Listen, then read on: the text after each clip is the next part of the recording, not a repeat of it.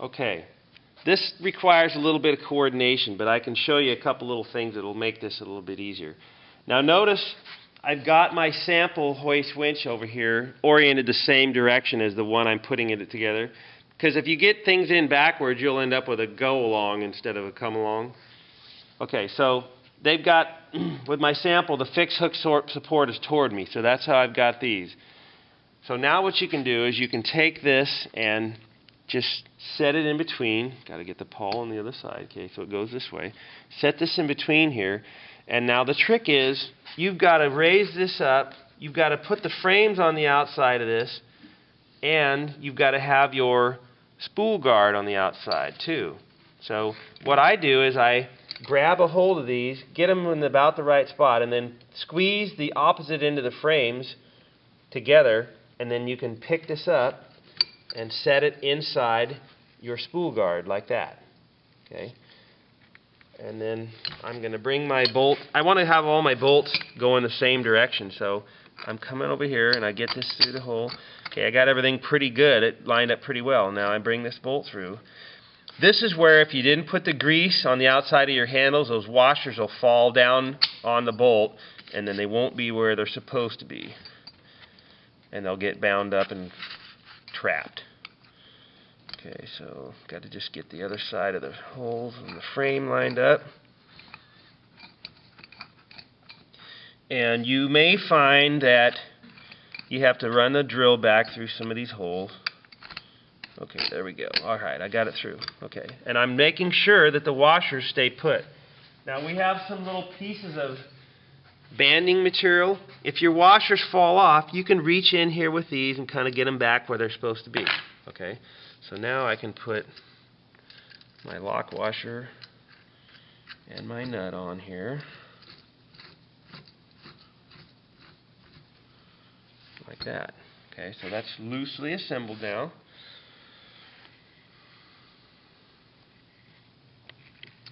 Okay, it says check clearance between drum and spool guard. What that's talking about is looking this way. Make sure that the flanges of your drum are not rubbing against the spool guard. If you didn't make the spool guard correctly, you may not have clearance here. So you just want to make sure that they don't rub. Okay, step 12 says assemble plunger pin spring, and plunger pin E-clip into frame pawl. Okay, so here's our frame pawl and these other pieces. So you take this little coil spring that slips on your plunger pin. Okay, this all drops into the frame pawl, and then what you can do is you can put the head of the plunger pin on the table and push this all down and just slip that little E-clip on. And the E-clip can be a little bit tight, so you may need to use something to push it onto the plunger pin. Okay, I can get it started, but I can't quite get it all the way, so if I take a wrench or something like that, I should be able to push it on there. Okay, and just get it snapped into place like that. Okay, so this is, how it works. Okay. Okay, then it says be sure plunger pin head has been cased, hardened, and polished before assembly. I should have caught that during grading. Okay, number 13 says assemble frame pawl spacer, frame pawl spring, and frame pawl spacer washer and attach them to the frame. Check drum spacing and frame pawl alignment. To cable drum teeth in operation, use additional brass washers if needed. Okay, so looking back at my sample, I've got my long spacer, my frame pawl spacer, and my pawl is on the right. Okay, so what I'll do is I'll take my frame pawl spacer and just set this all up. It's important that the pawl is not flipped around backwards. Okay, so what I'm going to do is I'm going to put, I think I need one washer here. Then I will slip the pawl on, and then I'm going to put the spacer and take a look. Okay, that takes up most of the play. I don't have, or the most of the space. I don't have a bunch of extra part of the spacer sticking out, so I think one washer there is right. And normally you want to space your pawl away from the side to the drum teeth. Okay, so you take the spring, the square part hooks over your pawl, the loop goes around the spacer, and then this little bent loop should be pointing upward. So then as you bring this up through here, it'll catch on the frame like that. Okay, so then just pull this up through here, get that hooked around the pawl, and then I'll look from the side and get this lined up, put the bolt through there, and get it. I'll just take a plastic hammer and just get this guy, tap it through like that. Okay, here we go. Look.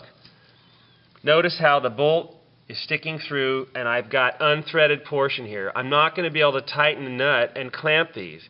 Okay, so what we'll do, you don't have to take everything back out. We have a bunch of these, what I call assembly aids, of two different kinds. These little guys here. Okay, you can just take one of these and either push the bolt out or follow it out with this, and everything stays right there. Okay. All right. So then now what we're going to do is we're going to take this bolt and put it in the vise, holding the head of it. Notice I'm using the jaw protector so I don't mar up the head of the bolt. Okay. Start my 5/16 18 threading die on there. Spin it down until it stops. A couple of drops of Tap Magic thread cutting oil. 1/2, 1, 1.5, 2. I'm going to go 2 turns. Okay, then I'll take the threading die back off. And I'll have a little bit of a burr now on the head, or on the shank. So I'm going to just touch that real quick on the sander. There's that burr, just right where it was. Okay. You might even want to touch with the wire wheel real quick. Okay. Now,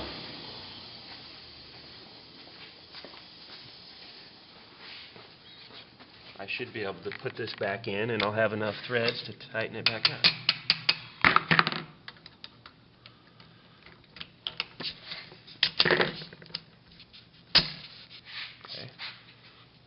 And one thing you want to be careful of is don't let the spring get trapped between the spacer and the frame.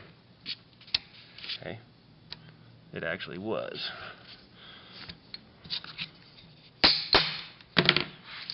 Okay. Lock washer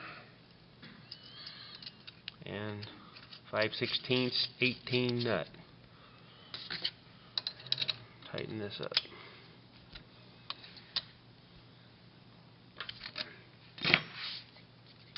Okay, then we want to check our alignment of our pawl.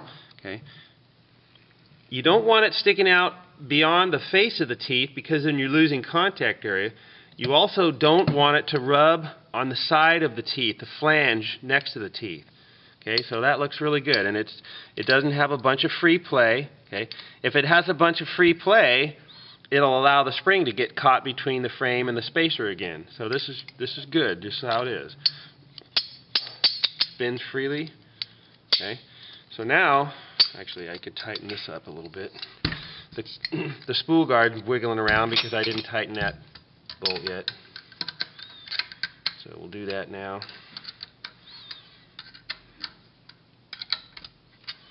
And another thing I might point out right here is you can see now what these little formed radial stops do that you did on the hydraulic press.